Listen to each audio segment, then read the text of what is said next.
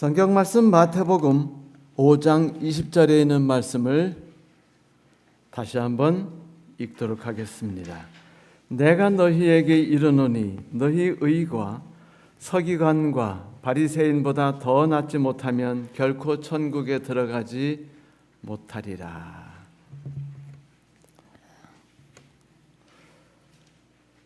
사람들은 내일을 꿈꾸고 살아가는 존재이죠. 더 나은 삶, 더 나은 세계를 꿈꾸지 않고 살아가는 사람들이 이 세상에 또 어디 있겠습니까? 좀 더 여유 있고, 내일은 좀 더 편안하고, 좀 더 안정되며, 좀 더 행복한 삶. 그런 건 정말 상상만 해도 우리를 웃음 짓게 만듭니다. 그런데 그런 삶을 만들어 나가는 방법에 있어서 이 세상 사람들은요, 너무 불가능한 방법을 통해서 그 꿈을 이루고자 합니다.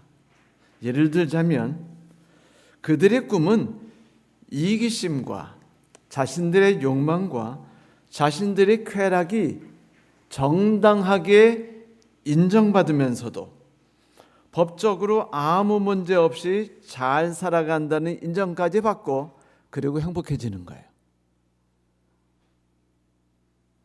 하고 싶은 거 다 하고 법적으로도 아무 문제가 없다는 것을 판정받고도 행복하게 사는 것.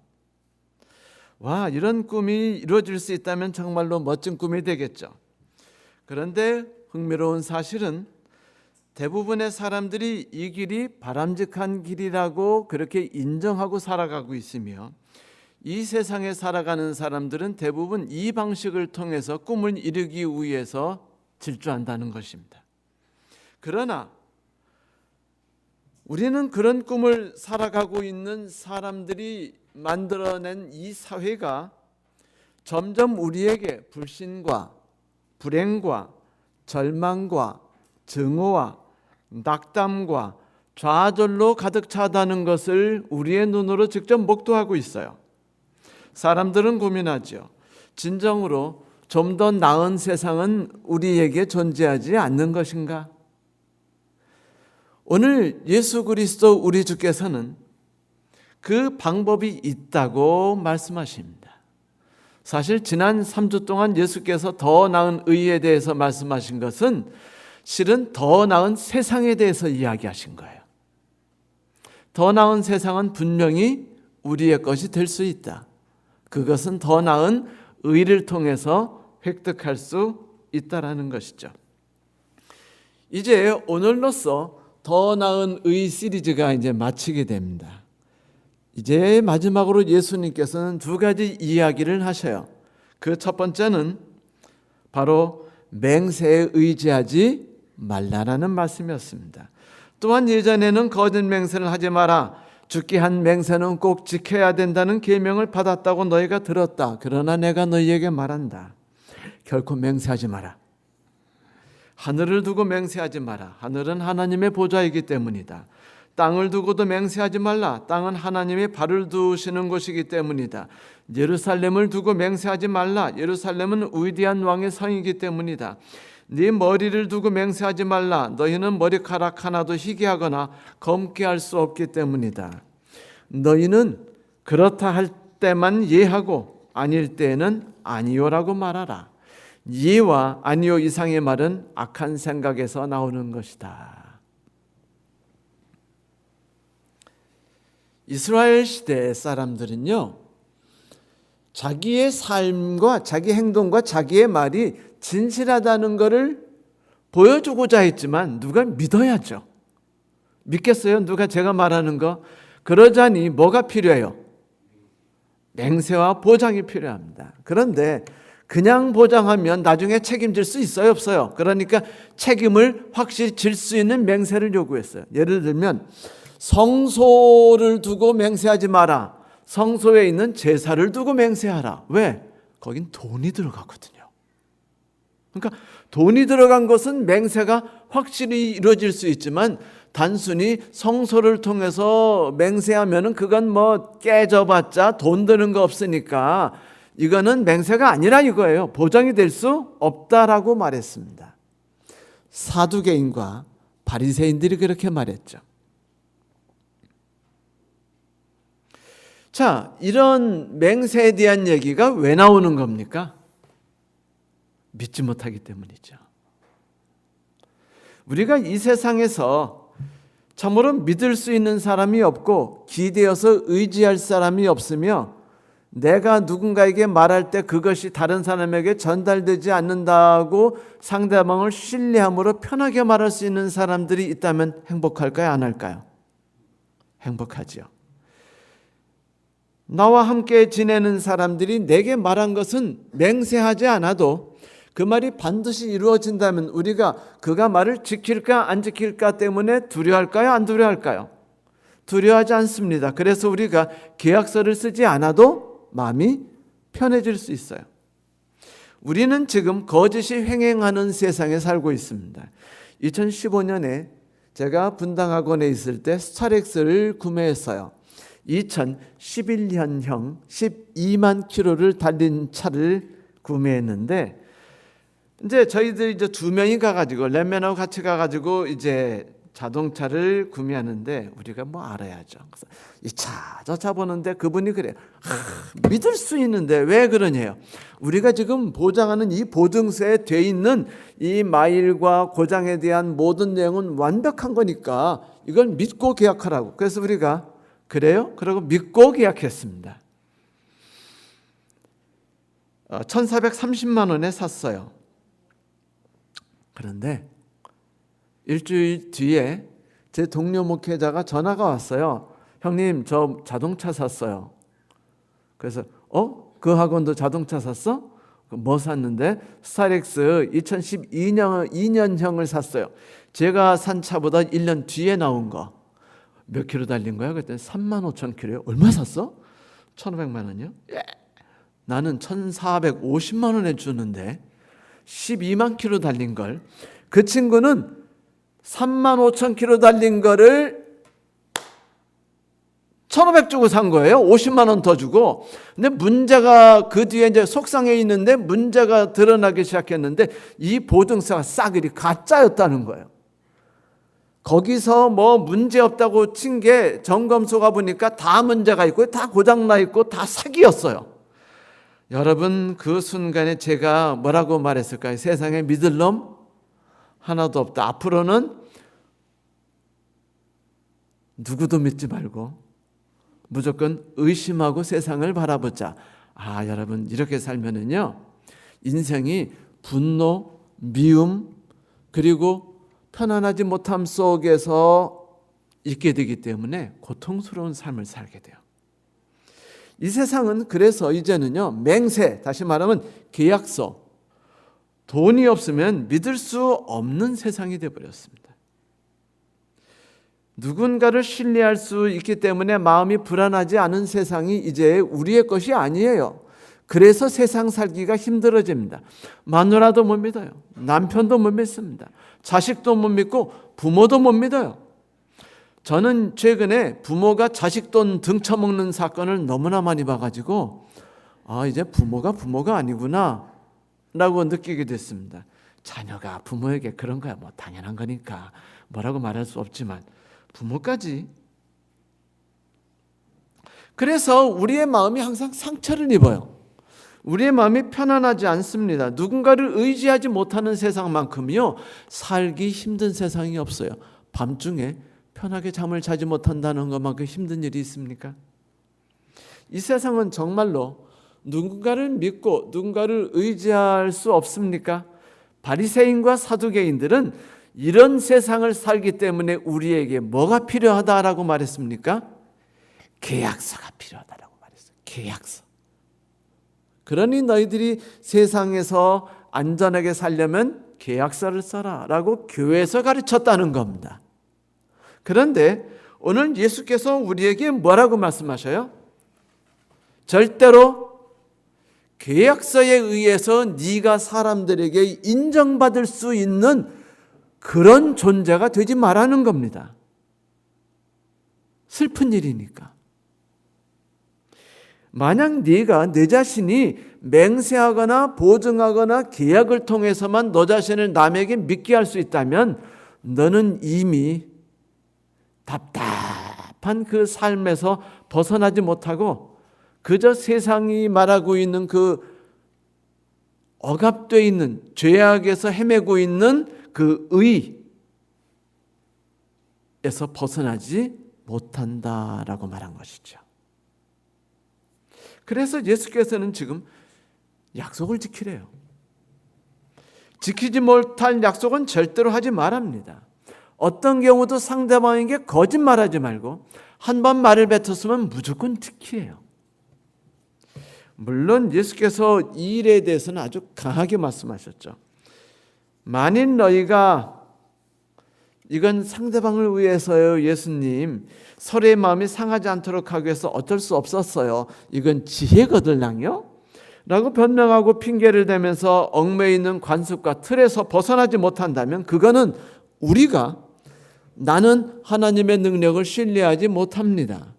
내가 진실을 말하고 진실된 행동을 했을 때 하나님이 더 나은 삶을 내 주변에 기적처럼 만들어 주실 것을 나는 신뢰하지 못합니다라고 고백하는 것이 되어버려요. 그 순간에 우리는 더 나은 의를 향하여 달려갈 수 없는 불쌍한 존재가 되는 것이죠. 물론 계약서를 거부하는 사람이 되지 되라는 건 아니에요.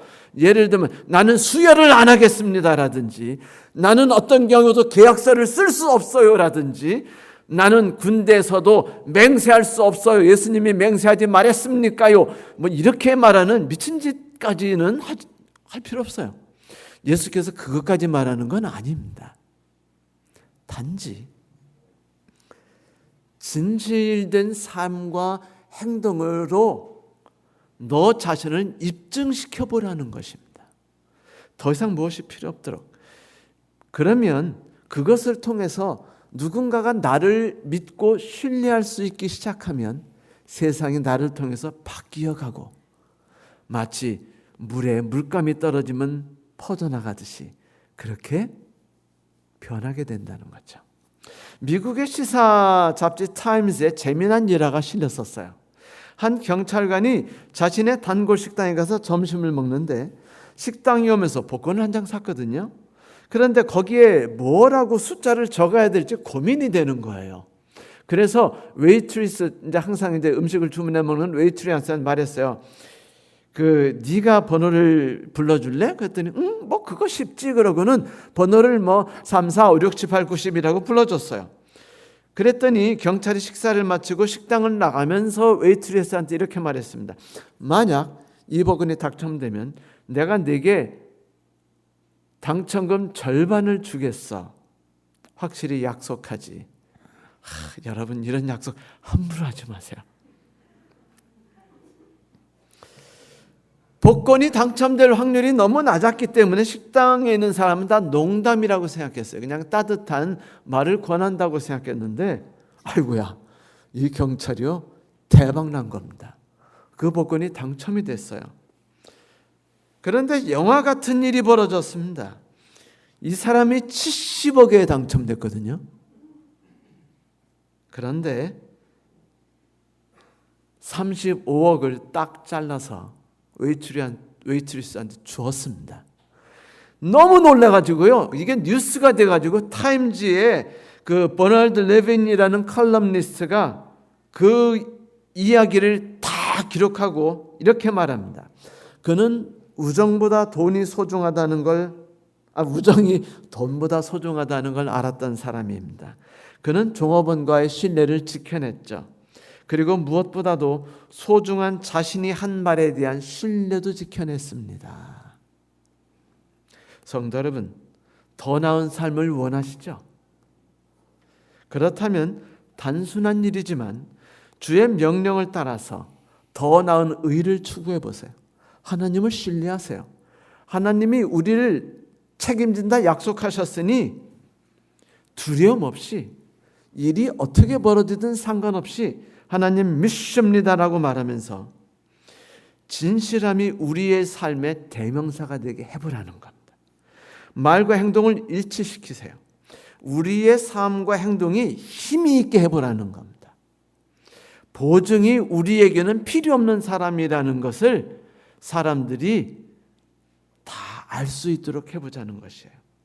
사람이 우리를 바라볼 때만이라도 불신과 의심의 억압과 굴레에서 벗어나도록 해주라는 겁니다. 해방시켜주는 거죠. 그렇게 한다면 우리가 그토록 꿈꾸는 천국이 우리를 찾아온다는 것이죠.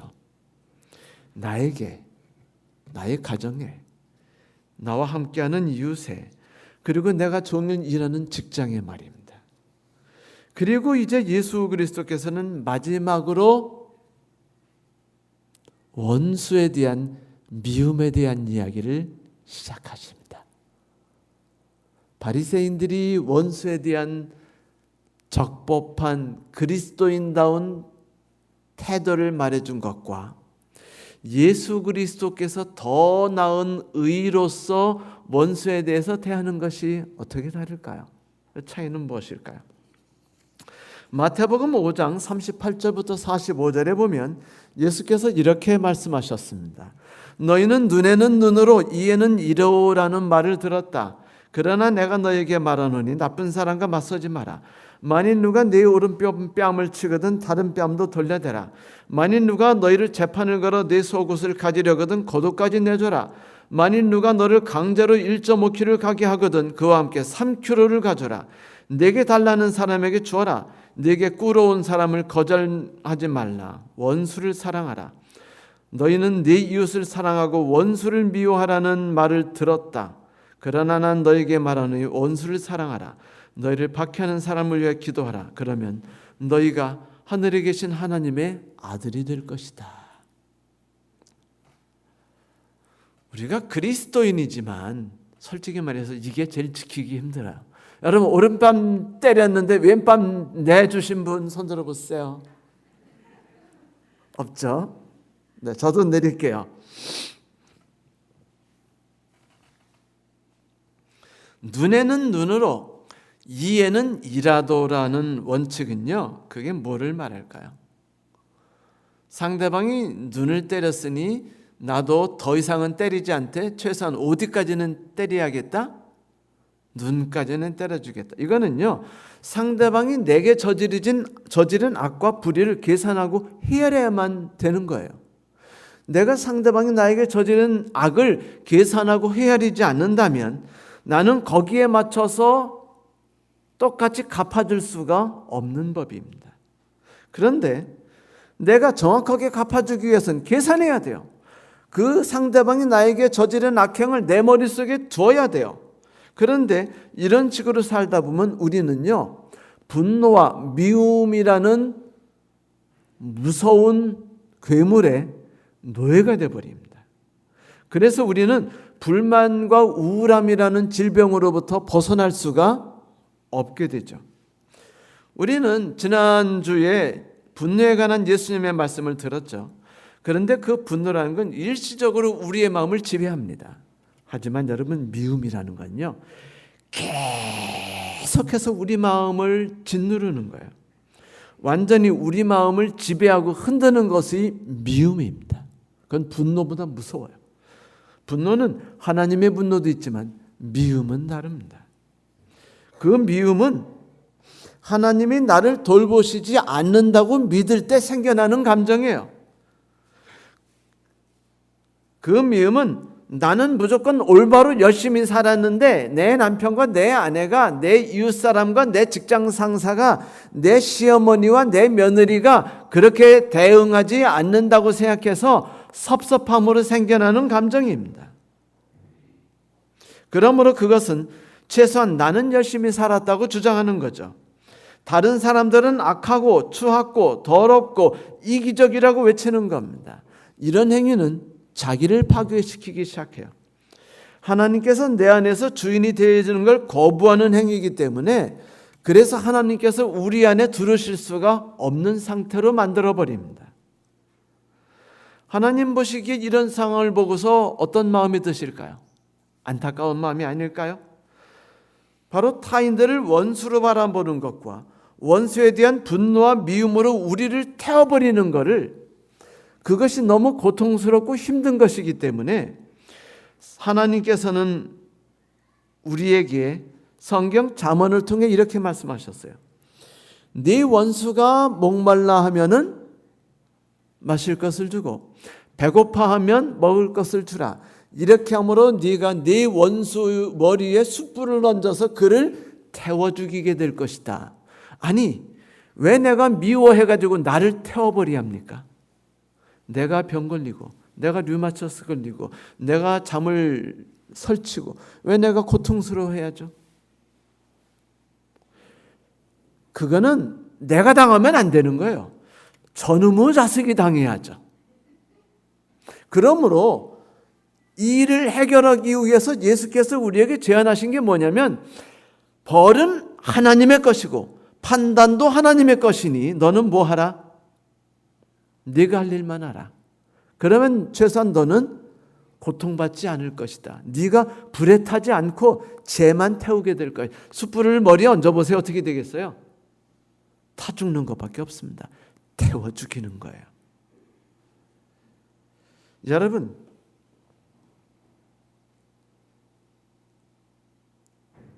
다른 사람이 내게 얼마나 큰 악행을 저지르고 있는가를 살펴보려 하지 마세요. 그런 마음이 들어보면 날려버리셔야 합니다. 신문을 들여다보면 그런 악행을 저지르는 사람이 많죠. 속상하죠. 여러분, 그러면 보지 마세요. 누구를 미워할 수 있게 되거든 차라리 그거를 바라보지 마세요. 안타까워지니까, 분노하는 마음이 생기고 미워지니까요. 그리고 하나님이 이 세상을 과연 주관하시는지에 대해서 의심이 드니까 오히려 우리가 그들을 바라보고 미움과 분노를 쏟아붓는 동안 하나님을 바라보지 못하는 저주에 빠져요, 우리가. 그래서 어쩌면 그렇게 일부러 다른 사람의 악행과 그릇된 점을 찾아보고 살피고 분노하는 것이 인간이 저지를 수 있는 가장 무서운 악행일 수 있습니다. 그래서 예수께서는 더 나은 의에 대해 말씀하실 때 가장 마지막으로 이 부분에 대해서 이야기하시는 거예요. 조금 이따 이야기를 하겠지만 이 말씀에는요, 놀라운 축복들이 몇 개가 숨어져 있어요. 이중표라는 이름의 그 어떤 목사가 별세의 치유라는 책에 이런 말을 했어요. 분노는 살아있는 건강한 정신의 징표입니다. 그러나 이것이 미움으로 자리 잡으면 그 상처는 평생 자기를 괴롭히면 아픔으로 남지요. 인간은 누구나 자기에게 고의로 손해를 입히거나 명예에 상처를 입힌 사람에게 보복하고 싶은 본능이 있습니다. 그러나 보복한다고 결코 치유가 되지 않습니다. 일시적으로 쾌감은 얻을지 모르나 응어리진 분노에 잠재된 증오심은 평생 그를 불행하게 만들 뿐입니다. 그러므로 우리가 상처를 입었을 때 용서하지 못함으로 인해 내가 있는 손해에 대해서 생각해 봐야 합니다. 내 마음속에 있는 미움이 내 상처를 키우고 악화시킨다면 그 미움이 악화시키는 상처라고 말할 수 있습니다. 미국 필라델피아 사는 한 여인이 피부병이 낫지 않아서 고생하고 있었어요. 이름 있는 뉴욕의 그 피부과 전문의를 찾아가 열심히 치료받았는데 1년을 치료받아도 병이 안 나는 거예요. 어느 날 답답한 의사가 이렇게 말했어요. 아무리 정밀검사를 해도 병의 원인을 알 수 없어요. 그렇다면 원인이 육체에 있지 않다는 얘기인데 혹시 누군가를 미워하고 계시지는 않으세요, 요즘에? 그랬더니 그 여인이 좀 생각하더니 이렇게 실은요, 요즘에 이웃집 마누라 예편네하고 심하게 다퉜어요. 그 여자는 도대체 이해할 수 없는 여자입니다. 글쎄, 제게 뭐라고 말했는지 아세요? 우리 집 강아지가 냄새가 나서 구역질이 나서 못 살겠다는 거예요. 나는 그 부인 때문에 너무너무 화가 나고 약이 올라가지고 분통이 터질 지경이랍니다. 그래가지고 피부병이 생기고 낫지 않았어요. 이 이야기를 가만히 듣던 의사가 단호하게 선언했어요. 부인, 다음부터 제게 치료를 받으러 오지 마십시오. 깜짝 놀랐어요. 아니, 왜요? 내가 화내는 것과 이 얼굴에 솟아나는 것과 무슨 상관이 있단 말입니까? 예, 그렇습니다. 병원에 오시지 않고 치료할 수 있는 처방책을 알려드리죠. 그대로만 하세요. 다른 방법은 안 됩니다. 이웃집 여자하고 화해하세요. 먼저 다가가세요. 그리고 무슨 방법을 써서라도 친하게 지내세요. 그런데 여인이 이 처방을 받아들일 수가 없었어요. 그래서 말해서 그것만은 안 됩니다. 나는 잘못이 하나도 없는데 왜 생트집 잡고 고집 부리는 저 여자하고 내가 잘 지내야만 하죠? 내가 손해보는 일이 아닌가요? 그 여자가 사과해도 용서해 줄까 말까 한데 사과하지 않았는데 왜 내가 먼저 화해를 해야 되죠? 난 못합니다. 그렇다면 당신의 피부병은 결코 치유할 수 없습니다. 하나님조차도 속수무책입니다. 라고 대답했어요. 요즘 사회는요, 항상 뭐라고 말하는 줄 아세요? 먼저 사과하라. 먼저 너희들이 잘못했다는 것을 명명백백히 밝히겠다. 그 뒤에서나 용서에 대해서 이야기하자. 세월호 사건이 요즘 그렇죠. 끝없이 말하는 게 뭡니까? 죄를 있는 대로 다 까발리겠다. 너희들이 잘못했다는 걸 반드시 밝혀내겠다. 너희들이 잘못이 없다는 걸 무조건 못 믿겠다. 이건요, 증오입니다. 복수예요. 나는 무조건 옳고 너희들은 무조건 나쁜 놈이라고 말하는 겁니다. 이런 정신이 우리 사회를 파괴시켜요. 우리를 무너뜨리고 인간과 인간관계를 완전히 무너뜨립니다. 절대로 우리 개인은 이런 생각을 가져서는 안 돼요. 왜? 나를 파괴하는 행동을 내가 해야만 하죠. 성도 여러분, 예수께서는 아주 단호하고 강한 음조로 우리에게 이 무서운 질병에서 벗어날 수 있도록 요청하셨습니다. 이건 처방전이에요. 벗어나라.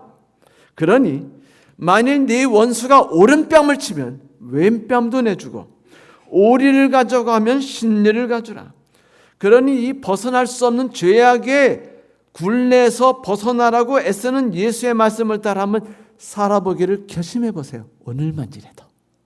내일까지 가는 건 힘들죠. 오늘 하루만이라도 한번 해보세요. 주여, 내가 주를 의지해 보고자 합니다. 더 나은 의가 뭔지 맛보고 싶어요. 제 삶의 주인이 돼서 저를 좀 통제 좀 해주세요.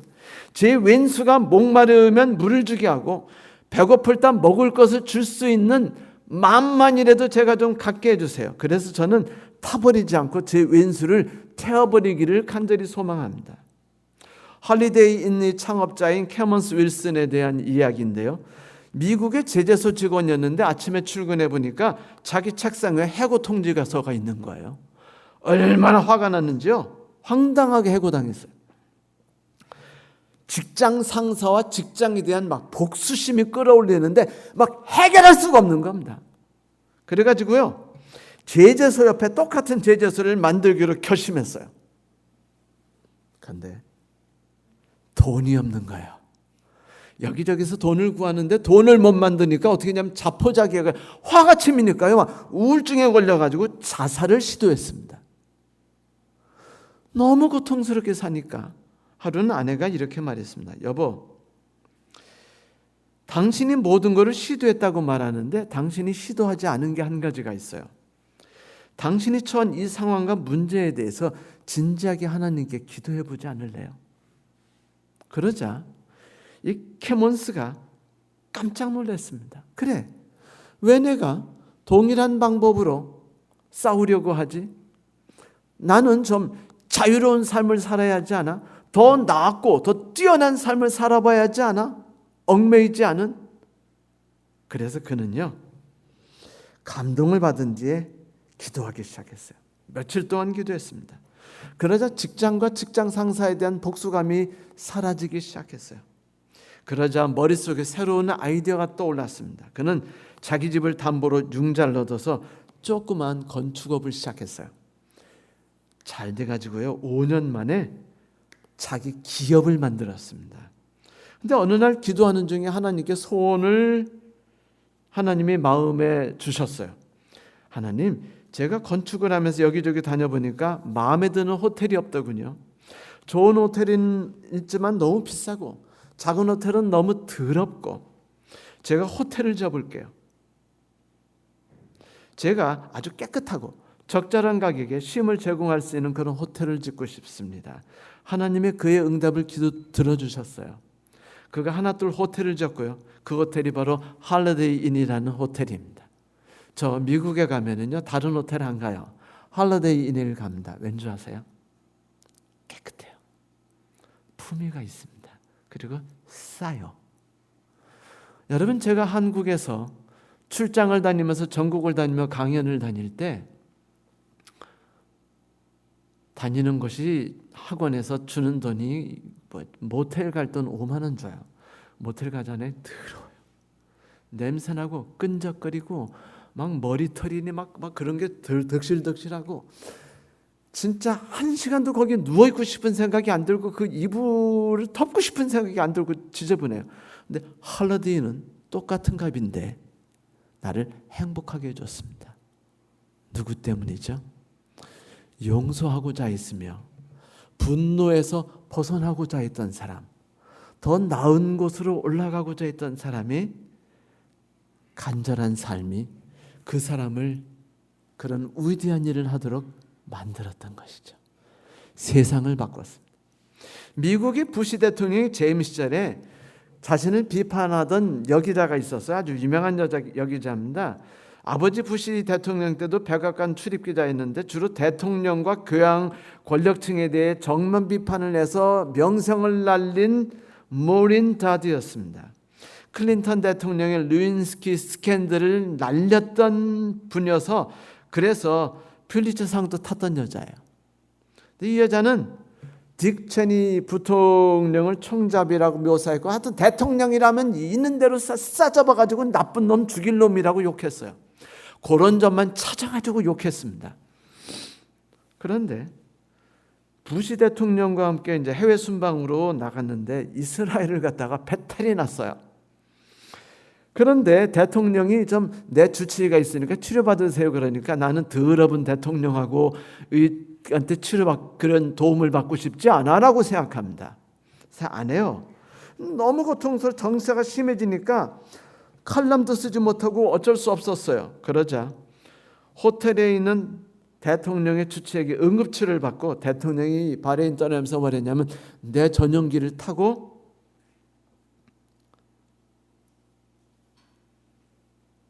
거기에서 쉬십시오 라고 말하고 거기서 치료를 완벽하게 할 수 있도록 적극적으로 지원합니다.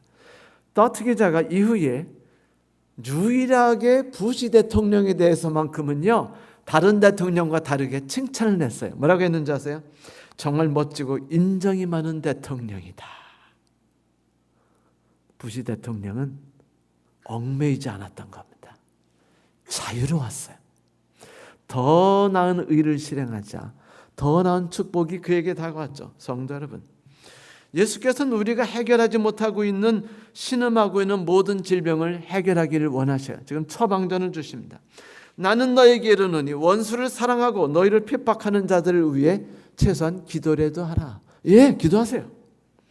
물론 원수를 사랑하는 게 결코 쉽지 않죠. 우리가 왜 모르겠어요. 그 분노감, 상실감, 고통을 우리가 어찌 잊겠습니까?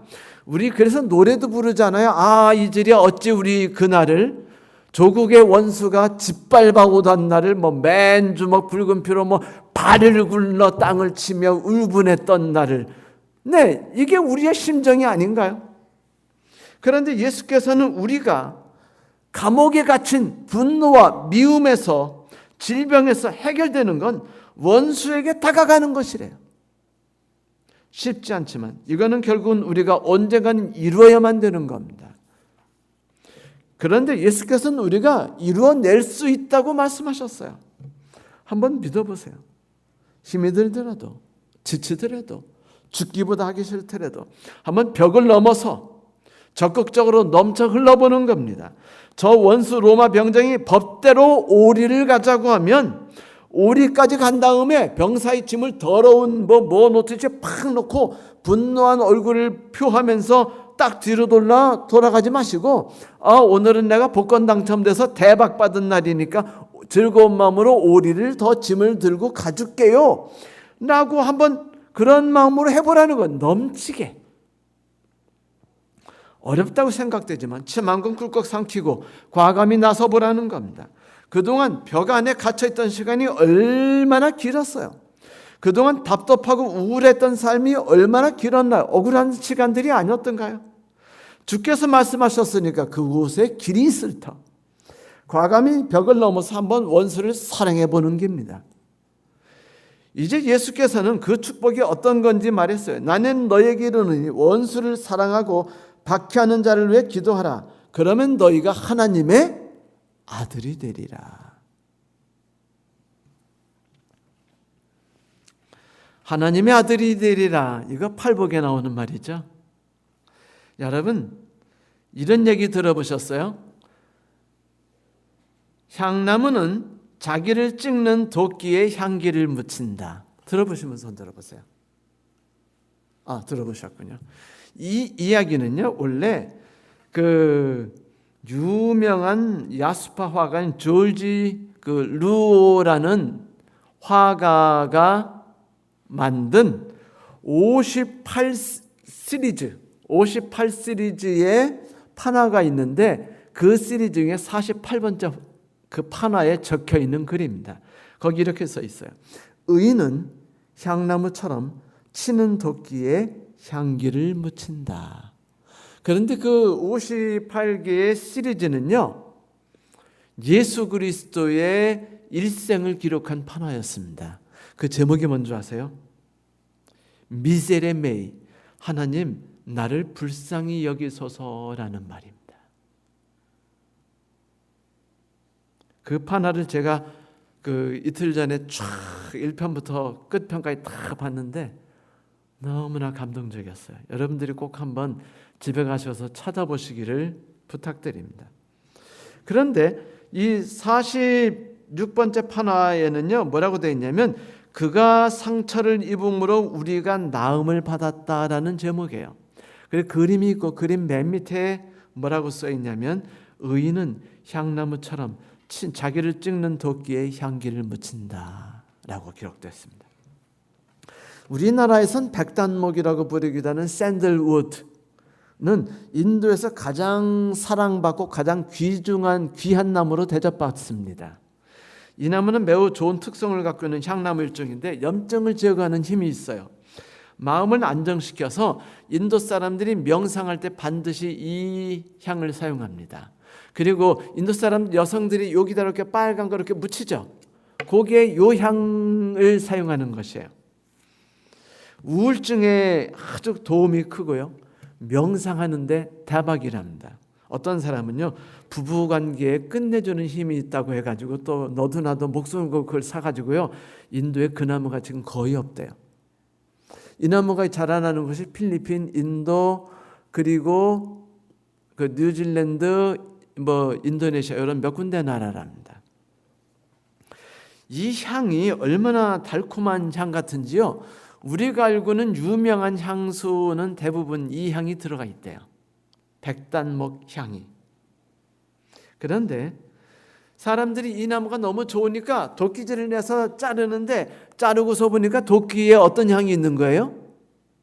백단목 향이 이렇게 흘러넘쳐 상긋하고 달콤한 향기 많이. 그래가지고 이 조진로가 이 이야기를 한 이 말이 많은 사람들의 감동을 줬어요. 그래, 그리스도인들은 이래야지. 나를 도끼질하는 사람이 있으면 그 사람에게 내 향기를 입혀주면 어떨까? 그래서 소설가 이승우가 그의 책 향기로운 세상에서 이렇게 말했어요. 만일 우리가 향나무처럼 우리를 치는 도끼날에 향을 뿌려 그 흉기를 향기로 바꿀 수 있다면, 그럴 수 있다면 이 조그만 향기의 확산으로 인해 세상은 얼마나 더 눈부시고 얼마나 더 아름답고 얼마나 더 향기롭겠습니까? 성도 여러분, 지금까지 예수께서는 우리에게 부탁하신 더 나은 의에 대해서 이야기하셨어요. 더 나은 의가 뭡니까?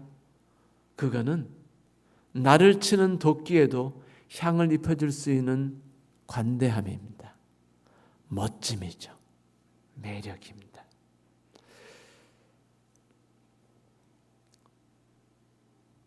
이것은 하나님의 신뢰에 대한 하나님의 명령입니다. 만일 우리 안에는 주의 능력을 우리가 경험할 수 있다면, 더 나은 의라는 것이 어떤 것인지 체험만 해본다면 우리는 미워하거나 욕하지 않는 그런 불행에서 벗어날 수 있다는 사실 여러분 믿으십시오.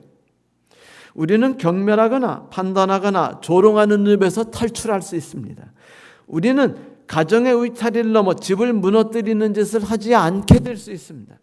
하나님께서 나의 삶을 인도하고 계신다는 사실, 주관하고 계신다는 사실을 믿는다면, 경험하게 된다면, 그렇게 더 나은 의를 맛보게 된다면 우리는 진실을 말하는 즐거움을 만끽합니다.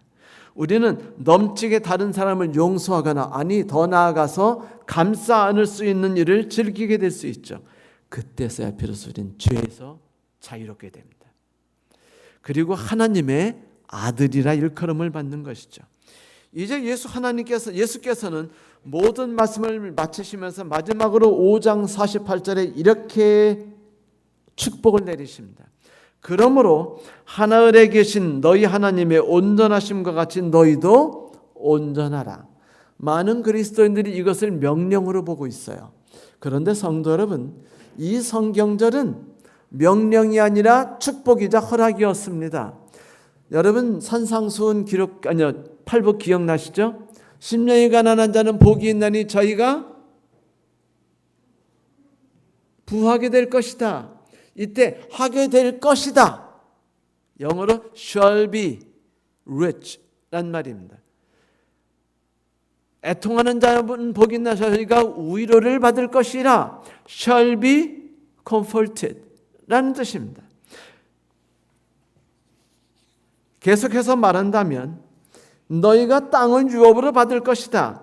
너희가 긍휼함을 입을 것이다. 너희가 하나님을 볼 것이다. 너희가 하나님의 아들이라 일컬음을 받을 것이다 라는 팔복의 모든 내용은 다 똑같이 하게 될 것이다. 내가 너희를 그렇게 해줄 것이다 라고 맞추고 있습니다.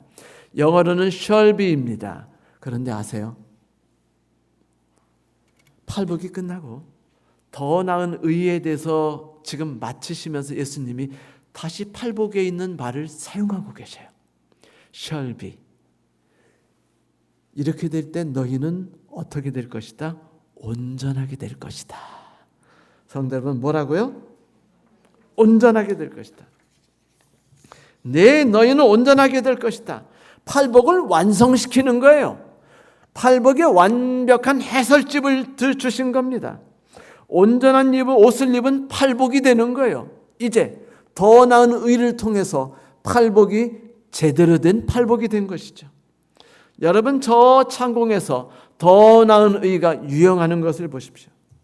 그러면 야고보는 1장 25절에 이것을 말해서 자유롭게 하는 온전한 율법이라고 말했는데 이것은 뭐를 말하는 겁니까? 여러분 더 나은 의의 궁극적인 목표는요 온전하게 됨이고 그것은 자유입니다.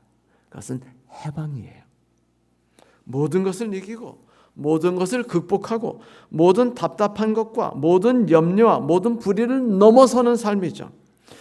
제가 일본 대마도에 갔는데 정말로 커다란 매와 독수리가 많더군요. 수백 마리씩 날아다녀요. 그런데 이들이 보니까 쫙 나르는데 그냥 뭐 참새처럼 바삭바삭바삭 이렇게 나르지 않고 아주 높은 데서 그거 날라. 너무 멋있었어요. 우리가 막 감탄을 금하면서 그 막 사진 찍고 그랬어요.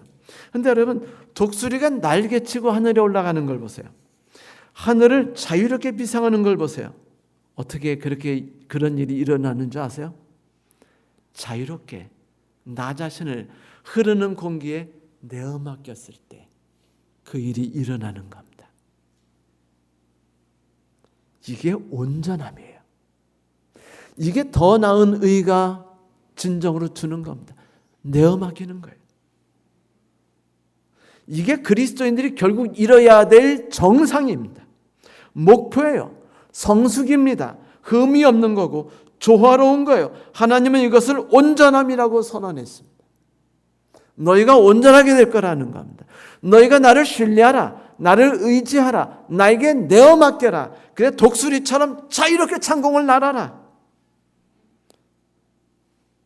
이곳에서 너희들이 아무리 날개를 파닥거리고 너희의 힘으로 날개짓 한다 할지라도 너희들은 결코 그 고통과 분노와 미움과 불안에서 좌절에서 벗어날 수 없다. 그러나 만일 너희가 그것을 꿈꾸고 나를 의지하여 나에게 내어 맡긴다면 아무리 두려울지라도 너희의 힘으로 애써 날개짓하는 걸 멈추고 우리에게 베푸시는 하나님의 은혜의 공기의 흐름에 우리 자신을 내어 맡긴다면 우리는 완전함 위에서 날아가게 될 것이다 라고 말했습니다. 감사한 말씀이 아닌가요? 은혜로운 말씀이 아닌가요? 성도 여러분, 너희가 그렇게 될 것이다 라고 말했으니 그렇게 되려고 노력하지 맙시다. 이건 약속이고 허락이지 않습니까? 전 이제 성도 여러분에게 묻겠습니다. 고통스럽게 날개를 퍼덕이면서 불가능한 골짜기에서 머물겠습니까? 십계명을 지키느라고 파닥거리고 애쓰고 원수를 미워하지 않으려고 애쓰고 그래서 최소한 7번만 용서하려고 애쓰는 최소한의 그 사두개인과 바리새인의 의 속에서 헤매며 그 안에서 말씀 속에 살아가면서 억눌려 살겠습니까? 아니면 예수께서 지금 우리에게 제안하시는 대로 더 나은 의에 우리 자신을 내어 맡기고 저 푸른 창공위를 멋지게 유영하시겠습니까? 자유를 만끽하면서 온전함 속에서 자유와 환희를 만끽하겠습니까?